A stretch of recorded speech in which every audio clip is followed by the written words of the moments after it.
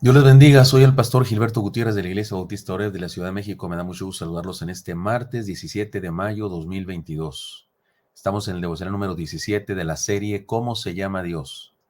Como dijimos ayer, la gente busca algo o alguien a quien seguir. Y en el mundo hay muchas ofertas respecto a lo que podemos encontrar. Alguien que busca puede conseguir que le den falsas esperanzas basadas en doctrinas inventadas. Es común eso el día de hoy, tristemente.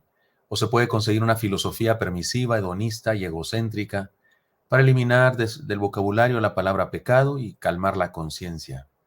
También eso, tristemente, es muy común. Uno puede encontrar o recibir fetiches en los cuales poner su confianza, agua del Jordán, cruces, estatuillas, velas, imágenes diversas. Puede conseguirse experiencias de éxtasis que le ayuden a uno a salir de su rutina, en algunos grupos, sectas o denominaciones que producen esas cosas, fenómenos psicosomáticos. Incluso uno puede conseguir que le quiten su dinero, los falsos profetas, falsos apóstoles que enseñan falsos evangelios, pero ninguna de estas cosas capacita al ser humano para vivir. Tan solo le esconden de su trágica situación y le hacen dependiente de un falso evangelio. En cambio, en el verso 4 del salmo más famoso, encontramos que David descubrió la más grande bendición y herramienta para vivir en este mundo en problemas. Tú estarás conmigo, dice esta parte del salmo. Su presencia hace la diferencia, su presencia nos capacita para vivir. Jehová Roí, el Señor, es nuestro pastor. Ya estudiamos la primera parte del versículo 4. Aunque ande en valle de sombra de muerte. La enseñanza fue la bienaventuranza de su presencia. Él nos acompaña en lo cotidiano y especialmente nos acompaña en los momentos críticos. Hoy analizaremos la segunda parte del versículo 4, después de que dice, aunque ande en valle de sombra de muerte, dice este versículo 4, no temeré mal alguno, porque tú estarás conmigo. No temeré mal alguno porque tú estarás conmigo. Después dice, tu vara y tu callado me infundirán aliento, pero hoy estudiaremos esta parte. No temeré mal alguno porque tú estarás conmigo. Este devocional, igual que ayer, se llama la bienaventuranza de su presencia. Y la enseñanza específica de hoy es esta. Su presencia nos alienta para vivir y nos capacita para superar los miedos. Leamos el pasaje en otra versión. Todo este versículo en otra versión. Puedo cruzar lugares peligrosos y no tener miedo de nada porque tú eres mi pastor. Y siempre estás a mi lado, me guías por el buen camino y me llenas de confianza. Qué hermoso, ¿no? Leamos una vez más la parte que estudiamos hoy y no tener miedo de nada porque tú eres mi pastor. Consideremos algunos elementos de la cultura del pastoreo de aquellos días para entender mejor la enseñanza. El pastor tenía dos instrumentos, un bastón largo y una vara gruesa. Estos instrumentos eran para dar seguridad a las ovejas. Se ponían, uno de ellos, entre los postes del redil para que las ovejas pasaran por debajo y el pastor las contaba por nombre, una por una, hasta terminar. Así se enseña en el libro de Levítico. Mire, como dice, se habla un asunto que tiene que ver con las ofrendas y diezmos al Señor, pero se usa esta expresión, dice, y todo diezmo de vacas o de ovejas, de todo lo que pasa bajo la vara o bastón, el diezmo será consagrado a Jehová. Levítico 27:32. O sea, se usa esta expresión, todo lo que pasa por debajo, todo lo que se cuenta en un rebaño. La vara era un instrumento de ataque, pero jamás se usaba con las ovejas. Era un arma para defender a las ovejas de los depredadores. El bastón o cayado era un instrumento de seguridad. Los pastores dejaban su bastón sobre alguna roca o árbol para dar confianza a sus ovejas en caso de que tuvieran la necesidad de alejarse de ellas por algún momento. Así que la figura literaria o esta metáfora, esta alegoría incluso puede ser de pastor y de las herramientas del pastor, nos enseña que Él, Jehová Roí, es nuestro pastor y Señor. Se ocupa de nosotros en las cosas sencillas y cotidianas y también en las cosas extremadamente difíciles y críticas.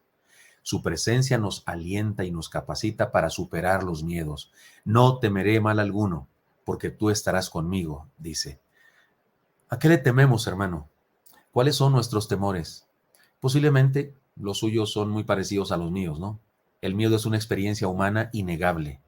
No es negativa necesariamente. El miedo nos ayuda a huir del peligro, nos hace correr más rápido y saltar más alto. Sin embargo, cuando la experiencia se hace cotidiana y se apodera de nuestros sentidos, puede ser una maldición que nos impide vivir. Job vivió esa experiencia de manera severa. Recordemos lo que dijo en alguna de sus reflexiones. Miren lo que dijo. Porque el temor que me espantaba me ha venido y me ha acontecido lo que yo temía. ¿Qué le parece? Eso sí es una desgracia. Lo que más miedo tienes llega.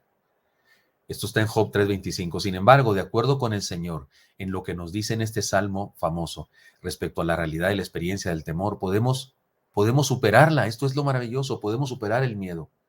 Nuestro Señor y Pastor Jesucristo en cierta ocasión dijo, no temas, cree solamente.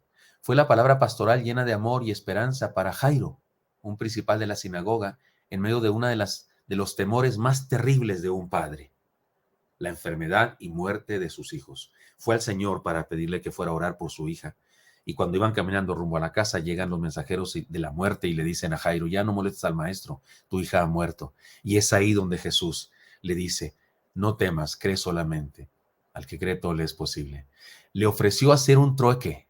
Le dijo, cree en lugar de temer. ¿Tienes miedo? ¿Qué te parece si en lugar de eso crees? Cambiar el temor por la fe en el Señor es la clave. Queda claro que creer es el mejor antídoto para el temor. Ahora, el temor regularmente tiene su base en el valle de sombras que estudiamos ayer, valle de sombra de muerte, es decir, en lo que desconocemos, porque recuerde que dijimos que no era la muerte, sino la sombra. Es decir, que lo que desconocemos nos produce temor. Desconocemos si una persona que viene detrás de nosotros es un asaltante que viene a matarnos. Desconocemos si mañana tendremos trabajo, desconocemos si una enfermedad va a quitarnos posibilidades, etcétera, y eso nos da temor. Temer es enfocarnos en lo que no sabemos. Tener fe es enfocarnos en lo que sabemos. Si Jairo había ido con Jesús, sabía que Jesús podía hacer algo, y eso era lo que debía recordar, y eso era en lo que debía sostenerse y enfocarse. Cree solamente, le dijo. Esa es la orden del Señor. Las fobias son respuestas aprendidas respecto a objetos, cosas, circunstancias. Tenemos miedo a estar encerrados, a las alturas, a las arañas, a las lagartijas. Hay gente que tiene miedo a las palabras largas, es bien curioso eso. A los hoyitos, a los picos, a los cuadrados, la gente, hay fobias para todo. En ocasiones no podemos controlar la ansiedad que sentimos frente a eso que tememos. Los que saben dicen que debemos buscar en nuestra historia, en nuestra educación, allá en el fondo de nuestra memoria, y que tal vez encontraremos la razón de nuestro temor, nuestra fobia. Respecto a nuestros temores, yo recomiendo lo siguiente. Respecto a nuestros temores, sería bueno que busquemos en nuestra mente, en lo más profundo de nuestras convicciones, y preguntémonos, ¿qué es aquello en lo que más creo? No, ¿qué es aquello en lo que temo? No. Mejor, ¿qué es aquello en lo que más creo? Y si no está ahí como respuesta absoluta a nuestro Señor, pues deberíamos convertirnos y deberíamos llevar a cabo un acto de fe y entregarnos a Él y hacerlo a Él la razón de nuestra fe. Ahora, si al buscar en nuestro corazón, que es aquello en lo que creemos, nos encontramos al Señor Dios Todopoderoso, entonces, ¿por qué temer?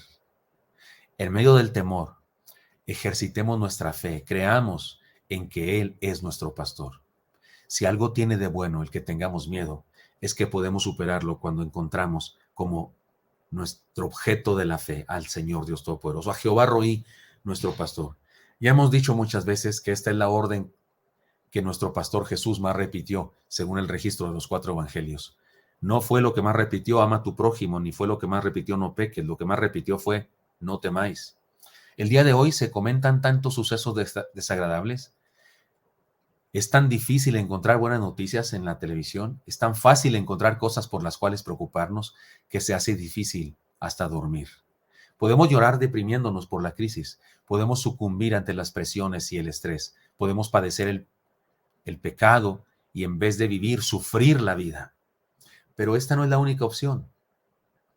Gracias a Dios, esta no es la única opción. También podemos obedecer la orden de Jesús y no temer. Y no se trata solamente de decir que no vamos a temer, no voy a temer, no voy a temer, no voy a temer, así como los que se hacen coco wash.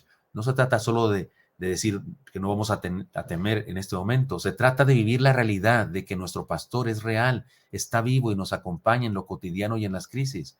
Recuerden que los temores nos vienen por lo que desconocemos, pero nuestra fe es cuando nos enfocamos en lo que conocemos y conocemos que Él es nuestro pastor y nos ama. No nos culpemos por la intranquilidad que nos asalta cotidianamente. La vida no es para menos. No nos culpemos porque tenemos miedo en ocasiones. La vida no es para menos. De hecho, el no preocuparnos de la vida, de los problemas de la vida. El no preocuparnos sería síntoma pues de retraso mental, de insensatez o de alguna clase de locura. Pero en vez de vivir preocupados, acordémonos de una realidad que sí conocemos. Él es nuestro pastor, Jehová Roí. Él nos acompaña y podemos creer en lugar de temer. Y con ello hagamos memoria de su orden, no temáis, y de la declaración de ser oveja del Salmo 23. No temeré mal alguno porque tú estarás conmigo. Y depositemos nuestra confianza y nuestra vida entera en aquel que es nuestro pastor y por quien vale la pena apostar la vida. Muy a menudo, uno de mis hijos, cuando tenía 5 años, me llamaba por teléfono a la oficina de la iglesia en una de esas clásicas noches de reunión de liderazgo y de la iglesia, y me decía con una suplicante y tiernecita voz, una vocecita: ya ven, papi, ya ven, papi. Sin duda que mi presencia en la casa le daba valor, seguridad, consuelo. No me quería necesariamente para que le ayudara en algo, no, se quería dormir ya. No era para que jugara con él, le bastaba con que estuviera yo en la casa. Saber que estaba yo en la casa le daba paz. Oiga, nos debe pasar lo mismo con nuestro pastor, con Jehová Roí. Y Él está con nosotros siempre. Si pudiéramos ser conscientes de la presencia del Señor en nuestra vida, como lo somos de la presencia de las demás personas que nos rodean, nuestra vida sería sencillamente de paz y seguridad a pesar de las circunstancias difíciles.